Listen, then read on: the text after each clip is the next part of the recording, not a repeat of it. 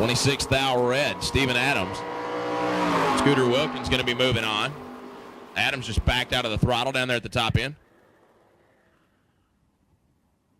6:27.8 for Wilkins. Dead on the dial. Going another round. Jake Howard in the fire turd. Pennzoil Lane. 6:62 dial. Get a spot over 2 seconds to Ted Fox in the Firebird. The other Firebird. The newer Firebird. The one in the AAA lane. The other Firebird. The newer Firebird. The one in the AAA lane.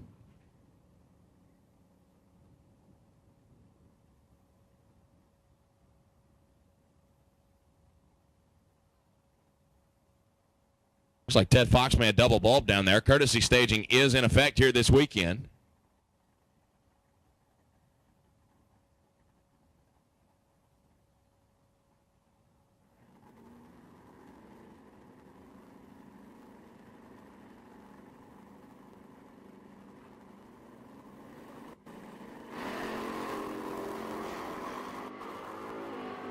Jake giving chase, top end.